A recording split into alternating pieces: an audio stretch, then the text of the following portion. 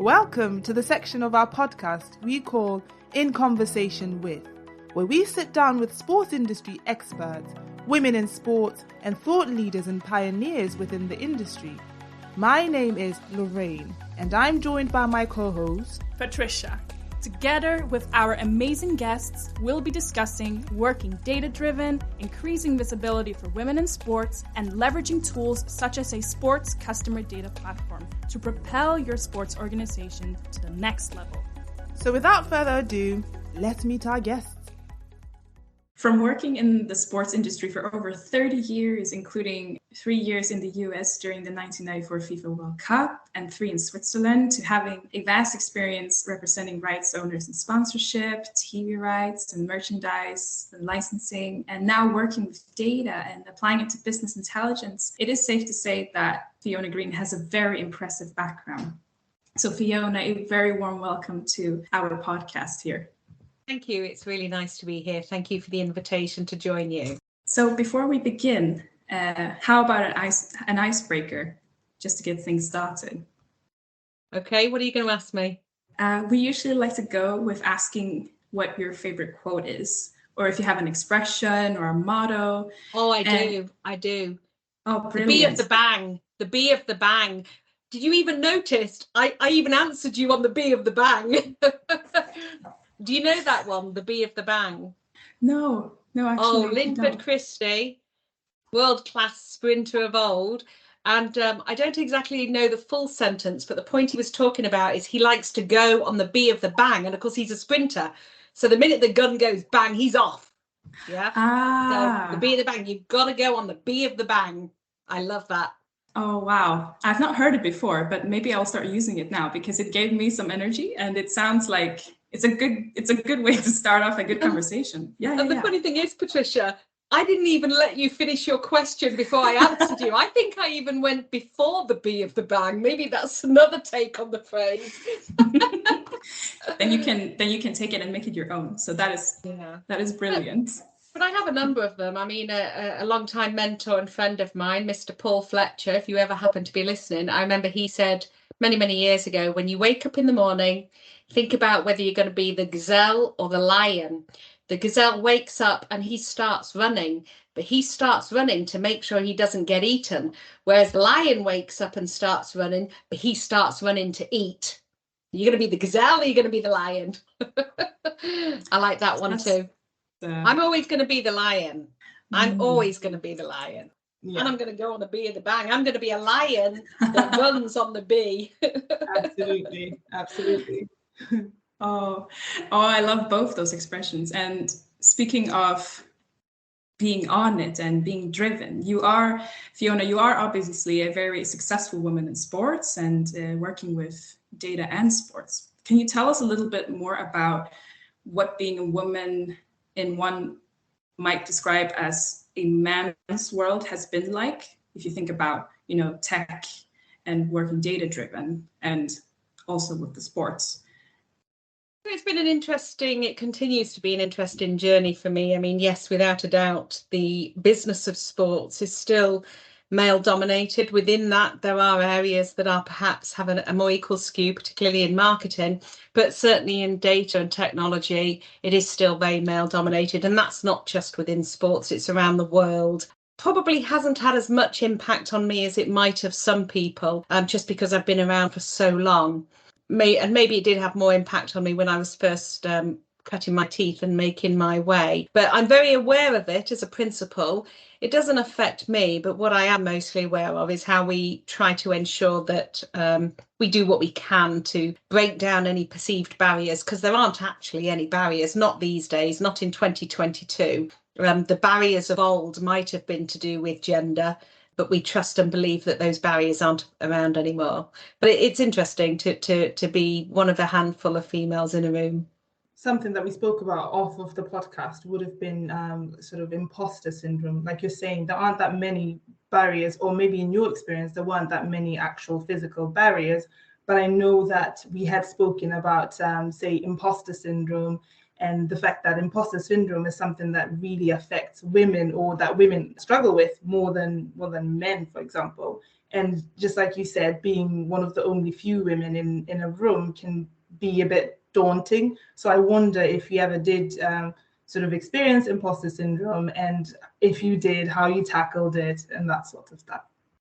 Lorraine, I would love to spend 3 hours talking about imposter syndrome because, oh my God, it's such a strange and bizarre thing. So yes, I generally suffer from imposter syndrome, probably on a regular basis. When I first learned that there was this principle called imposter syndrome and I recognised some traits, I actually did some research into it. And the one thing I remember reading at the time was that, as with perhaps many challenges or illnesses or whatever you want to call them, there are differing levels.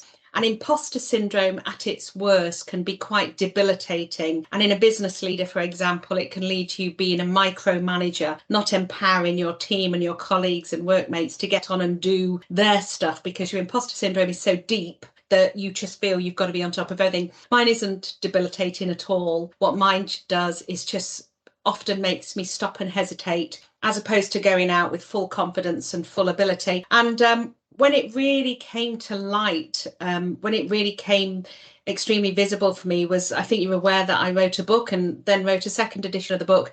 The first edition of the book, oh my goodness me, you cannot believe the thoughts I went through. I was very successful in getting it published, or getting an offer to publish it by Routledge, global academic and management publishers. And I remember within the contract, there's a clause that says, once you submit your manuscript, we don't have to print it. You know, this is no legal obligation to print it. My interpretation of that is, once I've submitted the book, if it's no good, they're not going to print it. So on the lead up to it actually physically being printed, I had lots of different levels of the Routledge team to go through. And at every single level, I was expecting them to say, we're not going to print this. And also during the process, I had to send the book out and try and get reviews, and they wanted 10 reviews from industry executives. So I sent it to 20 people. And thanks to the generosity of other people, I actually got 13 reviews back. But every time a review came in, I was saying to myself, well, they didn't really read it. They couldn't have read it, because they're saying, I mean, it was really quite staggering. And I remember the point in that first book journey when I thought, well, maybe it is good. Maybe there is something here. Is when a very well-known guy in our industry called Charlie Shin, Mr. Sports CRM himself, he came back to me and he emailed me and said, I'm so sorry, I haven't replied for the longest time because I didn't get round to reading it until recently. But oh my God, this is so good. And I was so delighted, because he's somebody I still to this day highly respect and revere his every word, and he knows our field so well. So when he came back with that feedback, there was also feedback from a woman called Karen Earle, who's Mrs. Sponsorship. She used to be chair of the European Sponsorship Association. She headed and led the development of the sports sponsorship industry pretty much in the UK for many, many years, or throughout Europe. And she came back with the same sort of feedback. So that was when I realised I definitely had it. But again, it wasn't debilitating. What did I do, Lorraine, to manage it? The same that I do now. And whilst I don't know an awful lot about mindfulness, I just take a step back, take a breath, think it through, understand, just do a bit of that. Remember, you know what you're talking about. You do understand this, and just get myself back out there again. But you're absolutely right. It's proven that women suffer from it far more than men. I don't know why, I don't know the science behind that, but it is something that, there's probably quite a few females listening in and being able to relate to that. But there's lots of books out there that can help people. And I remember I did read one called The MailChimp Paradox, the Monkey Paradox. I keep saying MailChimp Paradox. And they referred to that nagging insecurity being a little monkey that you want to be able to put in a box and lock that box up. So there's lots of books and lots of tutorials out there to help you deal with it. I actually know that book, and I started to read it. I didn't quite finish it, but maybe that's something I should get back to, because I do suffer with imposter syndrome as well. And but clearly what you were doing worked, because you managed in the middle of all of that to acquire all this success and write the book, but also start Winners FDD. Do you want to tell us a little bit about that? Like, what led to you starting it, and take us through the story of that? Yes, I actually started Winners before I wrote the book, and it was I wrote the book because of my experience with Winners. I'd like to say, Lorraine, for the benefit of all the aspiring business women in the world, that I started Winners FDD or Winners because I had a business plan and a strategy and a vision, and I was going to go out and conquer the world. That wasn't actually what happened in my case. I was working for a very well-known business, Good Form, and they were doing great things, and I was learning a lot from them. But for various reasons, I didn't continue my work with them, and that led me to setting up Winners. But while I was at Good Form, because of the circumstances under which I was hired and the way things evolved, I didn't unfortunately get a lot of on-the-job training. It's not a secret, but the proprietor of Good Form at the time, a wonderful man called Stuart Dalrymple, he passed away with cancer, and he was going to train me and teach me all about this stuff. And in his absence, I pretty much had to self-learn. And I learned from my colleagues at Good Form as well. But generally, to try and push the business forward, I was self-learning. And so I left Good Form after a year and then set up Winners. And I think it was when I was into about year 3 or 4, I thought I need to make it easier for other people to learn about this industry, because again, I know you're with Data Talk, so your knowledge of the use of data will probably be an awful lot higher than other people's. But if you have no knowledge of data and CRM and data-driven marketing and business analytics, and you Google any of this stuff, you just tend to get adverts for Salesforce and Oracle and SAP and Microsoft Dynamics. And even if you Google what is CRM, it'll send you a definition, customer relationship management. But that's not the same as actually understanding what is it, how does it work, what do you actually do, blah, blah, blah. So that was the driving force behind writing the book. So Winners came first as a result of working for Good Form, and then the book came as a result of my very challenging learning experience. So I stumbled into setting up Winners. As I mentioned, there was no strategic plan, and I don't recommend that. I recommend you do what other business entrepreneurs do, which is have a vision, have a business plan, and then execute it. I stumbled into it, but thanks to the brilliance of my team and the brilliance of my clients, and just the way this world is evolving, 9 years later, we're still here. Self-learning can be so underappreciated sometimes. It's like we expect that, I don't know, that in the perfect world you would have had your mentor to teach you, but unfortunately you didn't have him to teach you. So it's such I think that in itself is such an encouragement to anyone that's listening out there, that just because something doesn't go according to plan doesn't mean that it's all sort of over for you. And I know that with Winners, that you guys actually work with data, just like you said, and you work with CRMs and all that kind of stuff. But what do you think, how do you think the sports industry compares to other verticals in terms of data? Do you think that the sports industry is super advanced, and we all know what we're doing in the sports industry with data, and we're really going for being data driven? Or what do you think? Is it maybe less advanced? That's an interesting question, Lorraine. If you'd have asked me 6 years ago, I'd have said, the sports industry is years behind, way behind other industries. Now I know that actually the sports industry is like any other industry. Within an industry, there are flyers that are at the top. They are the leaders in the particular field that are doing great things and pushing. And then there's everybody else who's doing stuff, but not particularly brilliantly, but at least they're doing it. People who no idea what they're doing, or people who are on a steady path. So we do have our leaders at the top. But I would also say that the leaders at the top within the sports industry are nowhere near the leaders at the top outside the sports industry. And that's because the sports industry and rights owners have been around for years and years. And fundamentally, they are offline businesses. Now, esports is an online business run by rights owners.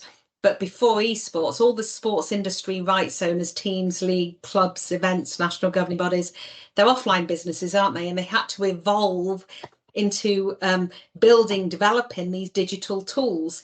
Now you look at Spotify, Netflix, Amazon, they are pure play onlines. Okay, Amazon's playing around with some stores, but as a principle, their business was built in the digital age when data was, founded almost. So they didn't have a traditional business that had been functioning for 10, 20, 100, 150 years that needed to learn how to adopt data and digital. they actually were born as digital businesses, and of course they are digital. They are the people that have led the industry.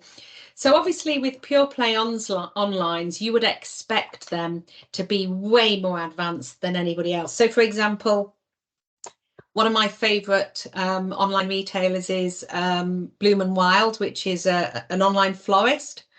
And their digital customer experience is way superior to my local florist down the road. Yeah, because my local florist down the road has got this store and she's had to create a website and she enables people to order from it. But that's the second part of her business. The first part was her store. And I feel that's the same with the sports industry. So we're never going to be able to do what Facebook and Google and Amazon and Spotify and Netflix do. We're just applying their frameworks to the way we operate. But outside those pure play onlines, the telecommunications industry, the travel industry, the financial services industry, I think they're the same as the sports industry. Some people doing it really, really well, and then everybody else in that different level of capability below that. However, I do think there's a bit of a difference between US or North American rights owners and European rights owners. And I've thought this in general about sports marketing and the sports business, that, and again, I'm probably being a bit unfair, I'll choose my words wisely, but if you look at the culture of sports in America compared to the culture of sports in Europe, and if we talk about, I know, football plus their leading sport, whether it's NFL or NBA, the culture's still so very different in terms of fandom here is rooted in years and years and decades and generations, whereas you can start up a franchise and close down a franchise in the States, as you know. So I do think there's a little bit of that culture that allows the American rights owners to be far more commercially aggressive than we can be. So we still stop and think an awful lot about the fans. We don't even like calling them customers, let's face it. Yeah. Whereas I think in the US, they're much more brutally focused on return on investment and, you know, customer lifetime value and things like that. So they push the envelope, they push a lot harder. So based on my exposure, generally speaking, especially the big franchises and the big clubs within those franchises are more developed than ours over here. When you were talking about the gap between the super agile and like the digitally savvy versus the maybe less savvy, but there's also the versus like men's and women's, because most men's clubs, for example, will be backed by like big brands. You know, if you're thinking Manchester United, FC Barcelona, and the like, versus maybe the most successful like women's team, they would have like different budgets and different levels of digital agility. So then I know that you at Winners, you would work with sort of mitigating and kind of, and like you said, you want to make it easy for people to learn how to go digital. What do you think, and this is maybe a bit of an unfair question because it's just so big, but I think you can handle it. What do you think could be done to kind of mitigate that massive gap, not just within like the men's division, but rather across like male and female? Like, what can we do to sort of give women's teams like a bit of a prop to kind of get to a bit of a working understanding of how they can benefit from working data driven? And just to confirm, it is the data-driven side of digital, not digital. We don't do digital. We do the data side of things. So, and you've already mentioned the answer, Lorraine. Women's sport, generally speaking, is still under-resourced, still just does not have the level of resourcing. And it's actually almost a virtuous circle that they don't have the resources because there isn't the commercial value. And when you don't have the commercial value, you don't have as much budget to spend on other areas. And certainly in the world of data, the more you can improve your data-driven capability, the more you can generate a return on investment or track where you're spending your money, you know, increase revenue, engagement, participation. So it's a virtuous circle. What can be done about it? There are better people out there in the market that can answer that type of question than me. Women who, or in businesses, Sally Horrocks, for example, that focus specifically on women's sport. What I can say is what we've seen amongst our rights owner clients is we are now starting to see more of our clients bringing the women's team into their workflow. So we're doing things more for the women's team version of the game. And interestingly, one of our clients has given us the heads up, already warned us, that the women's team will be far more ambitious and aggressive than the men's team, because the head of the women's division is super advanced in the use of and her understanding of data and digital. And so she's come to this women's team and she's going to really be pushing hard. So I think it's the age-old problem. It's down to resources, which are often budget, but they're also people. And of course, people can be impacted by budget, because if you haven't got as much money, you don't hire as many people. If you haven't got as much budget, you don't hire the best people. So it's one of those challenging areas. But there is a lot being done. And as I say, there are other agencies who focus on the women's game, who could give you statistics around the rise in women's sponsorship. And, you know, I think there was it just a couple of weeks ago when FC Barcelona had a sellout for the women's game. Was it the women's Champions League or the women's Euro, whatever? And you know, something like 86,000 people there to see the women's game, which I'm sure 5 or 10 years ago would have been unheard of. So things are happening. I think the good thing about the opportunity for the women's game, and indeed any of the other smaller versions of a sport, so for example, veterans versions or walk-in versions or whatever, is they'll make progress a lot quicker, because firstly they're learning from the mistakes of the men's game, but secondly we're in a digital world now, whereas the men's game was developed in the linear world, we're in the digital world. So getting women on the other side of the country, or getting an audience on the other side of the country for the women's game is going to be a lot easier to generate than if we'd been trying to do it 50 years ago or even 20 years ago. But maybe taking a step back and looking now at just sports organizations in general, you have touched upon why working data-driven is important for sports organizations, and also the challenges that sports organizations see in comparison to other organizations in other industries. So what would you say is, or are the elements that you would think should be included when creating a data-driven approach when you are working as a sports organization? How will you put this into action? Like you said, you might not have all the tools necessary, but you can start somewhere. So we work on a framework of various principles, and the 5 key principles are strategy, data, technology, process, and culture. And data is just one of those 5 things. The point is you could have as much data as you could possibly acquire. If you don't have a strategy for how you're going to use it, if you don't have the right technology to use it, if you don't have embedded processes to enable you to use it, and you don't have the cultural adoption to use it, then the data is not worth it. So it's almost 5 key elements that have to align and be focused on together. And then we work on the principle of a single customer view, having that environment where you can see what relationship you have, what the multiple relationships you have with one fan, one customer, one stakeholder. And then, of course, we do indeed need technology, but we always talk about technology being an enabler, not a driver. So we start with, what are we trying to achieve? What's our strategy? What's our objective? When do we want to achieve it by? Then we understand what technology we're using, what data we're generating. We develop processes, and we make sure we've got the right cultural adoption. And it's funny, when we're doing workshops with clients and we're helping them understand more about this bizarre, brilliant, fantastic, crazy, but sometimes complicated world, I always feel tempted to say that each of those 5 elements are as important as each other. But then I get to culture and I say, this is the one that will bring you down. This is the one that if you don't pay attention to, because cultural adoption is so important. You heard people talk about digital transformation. It's the sexy buzzword of the moment. Any sort of transformation relies on people's inclination to change, and that sits within the culture that you've created. And certainly when it comes to data, we see that lots of organizations work very much in silos.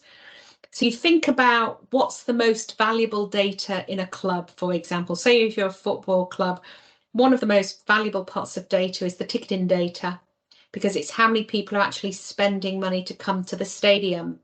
And then another most valuable pot is the merchandise data, which people are actually spending money on merchandise. So you've got two very valuable pots of data, but if the cultural silos in the business mean that ticketing only ever thinks about ticketing and merchandise only ever thinks about merchandise, they won't be bringing those data points together. They won't be thinking, well, who's bought tickets as well as merchandise, because they're going to be my super fans, or who's bought tickets but no merchandise because they're my low-hanging fruit I could sell merchandise to, and ditto, who's bought merchandise but never bought tickets. So that cultural silo, that siloed thinking, I work in ticketing and that's all that matters, I work in merchandise and that's all that matters, that can be replicated across all departments, media, comms, sponsorship, etc. And the more we have that siloed thinking, the more challenging it can be.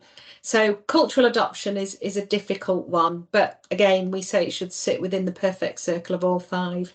I'll tell you what, there was a quick tip. If there are any rights owners out there who are doing nothing with data, the fastest start they can get, and the one we always recommend, is just start using email marketing. And if someone says, well, I don't have any budget for email marketing, there are email marketing platforms that don't even cost anything when you're at the basic level.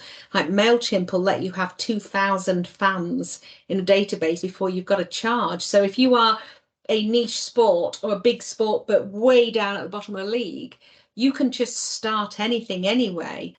And if you are doing email marketing and data collection, you're doing it really well, then you should be thinking about the next step, the next channel, the next opportunity.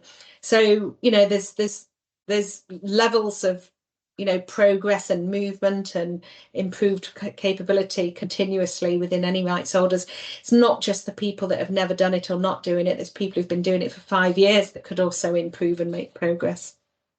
I was going to ask you, like, what makes a good strategy, because this word strategy is something that keeps coming up in many different conversations with many different people. And you put it so beautifully that, well, if you have the data, if you have the technology, what are you going to do with it? You know, and that's where the strategy part comes in. And I think you also touched upon it a little bit when you said just get started. That could be part of your strategy, you know. Like, I don't know what I'm doing, but I will figure it out as I go. But I will just start with doing email marketing, for example. But would you have like any other, like a couple more tips on like what, for those who are just starting out, what would a good strategy look like? So again, everybody's strategy is going to be different. And you're right, Lorraine, strategy is an often used word and an overused word in many, many instances. I would say, instead of using the word strategy, to say, what are you trying to achieve? And then, when do you want to achieve that by? And what tools do you have to achieve it currently? And that sort of starts with the foundation. Now, when it comes to when do you want to achieve it by, say, for example, I want to achieve it 3 years from now, the tools that you have starting with may not be sufficient for the tools that you're going to need in 3 years' time. So that, what we call roadmap, building a roadmap to get you from where you are now to where you want to be. When we start working with clients, whether they're, you know, one of the biggest global sports rights owners out there, or they're a small team, league, sport, whatever, we start with understanding what we call the current state. So across people, processes and systems, and of course data's within that. We just don't say data because we don't need to. We say people, processes and systems. We figure out what's their current state, okay, in all those areas.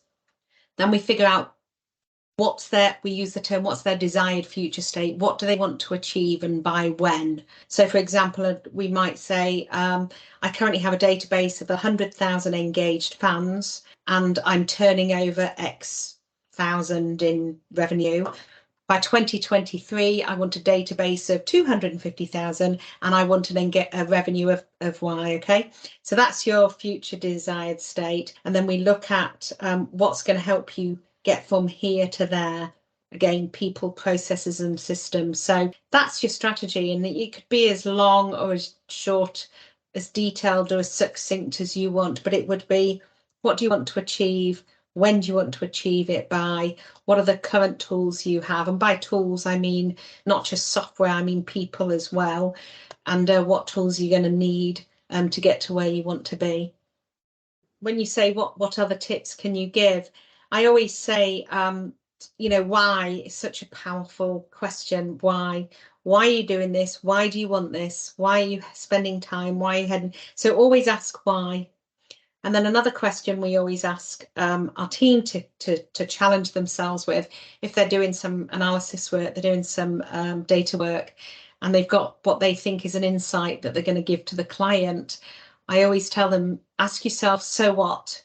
What difference does this make? You're going to tell me that 27% of my season ticket holders are yellow, green, red, blue, whatever. So what? What does that mean? How do I actually use that? So asking questions internally, is a great step. Why are we doing this? What do we want to achieve? And so what? That's so simple. That's what makes it powerful. And sometimes we overlook the simple stuff because we think it's meant to be more complicated than that, surely, And Fiona, just listening to you, I'm super inspired. I'm super fascinated. Why don't we see that many Fionas across sports, across data? Why is it that we don't see that many women represented across all these different levels in sports, in whatever industry? We know the statistics, we know the numbers. Representation for women can be really, really low numbers. I can't really ask you why, but I guess I can ask, like, how can we? I know that this podcast, for example, will help someone out there because it's helping me with my own sort of reflections and my own, so what? Like, what do I want to do and that kind of stuff? I'm just going to answer, you said you weren't going to ask me the question, but I just want to tell you something that a personal experience of mine. There are people out there who can tell you why this is occurring. But what I can tell you is, I'm 55 now, but when I was having a child, having a baby, carrying a baby and birthing a baby, which is still something only a female can do, the pressure was very much on me not to go back to work. Not the pressure from my friends and family who know me, but just general pressure. Now, I don't know if that pressure still prevails because I'm not a mother of childbearing age, and I don't know anybody who talks about such things. But I know back in my day, one of the reasons why there would be less women present in the workforce or present in a certain role of responsibility would just because we've had to make that decision about whether we stay home and do what mothers are supposed to do, or we do what we as individuals are supposed to do, what's right for us. One of my aspirations for Winners actually is that we get to a scale of business where we can really make a difference to the culture. And I say make a difference. We're limited in what we can do as a small business working with data. But one of the things I'd love to do is have a work environment where women, if they have chosen to have children and they have chosen to go back to work, they bring their kids, whatever that. And I know that COVID has helped with hybrid working and allowed people to be a bit more flexible when they work. But when it means coming to an office, or when it means being separated from your child, I would love the opportunity to reduce the impact of that, both the financial impact and the emotional impact, because it does have an impact. And I dream of having a business one day that is of this scale where we can have a crash. And again, I don't know how much of an issue it is these days compared to when I was having children, but it was certainly something I was very, very aware of.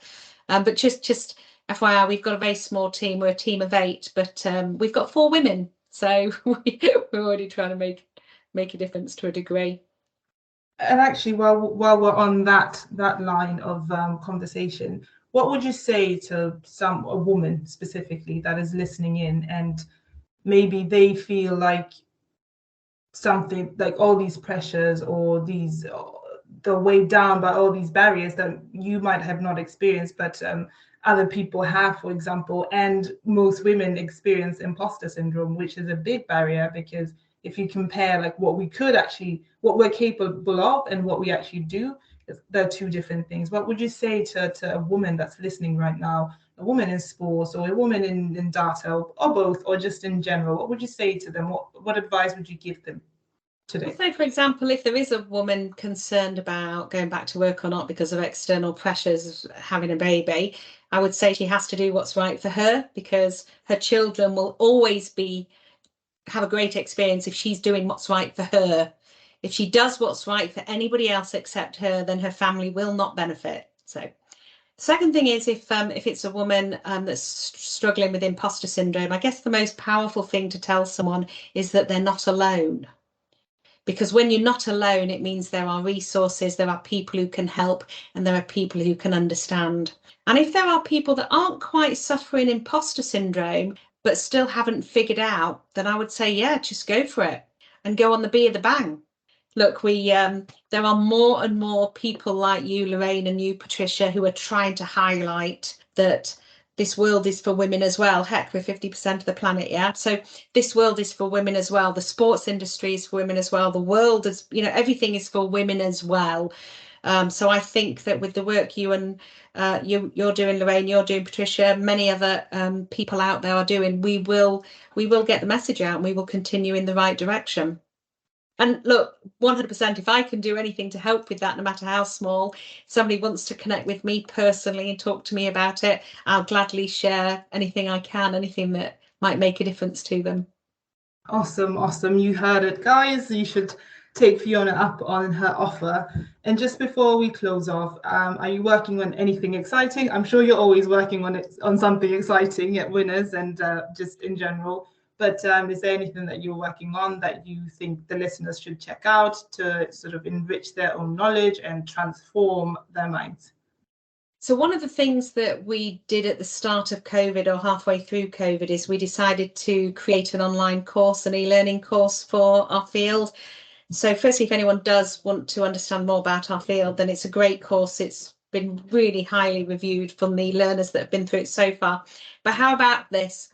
The first 3 women to get in touch with Lorraine and Patricia after they hear this podcast, we'll send them a copy of our book. The one that I had imposter syndrome writing. Talk about going off at the bee of the bang. So the first 3 people will be going off the bee of the bang if they just get in touch with you. Fiona, thank you so much for just taking time out of your schedule to talk to us and to share your knowledge with us. Of course, when you're doing it, you're not thinking, oh, I'm a woman and I'm going to break down barriers. You're just doing what's natural to you. But someone out there is looking at you and going, oh, if Fiona can do it, I can do it. Yeah, thank you so much. This was so inspirational and refreshing. Personally, keeps me also pushing and most likely also Lorraine pushing. And we're just so excited to continue on this journey that we're doing together. Well, thank you for having me on. And as I say, it's a great thing you're doing to generate and spread this content. So it's been great to be a part of it. If your goal is to deliver a world-class supporter experience at every game and you want to know how you can meet that goal and get started today, then visit our website at datatalks.sc and fill out our demo form to experience firsthand how we can help you. Or you can sign up for our masterclass or email list to get exclusive materials such as ebooks and case studies that will help you meet your goals better. Until next time, stay productive. Data Talks. We fill the stadium, you focus on the game.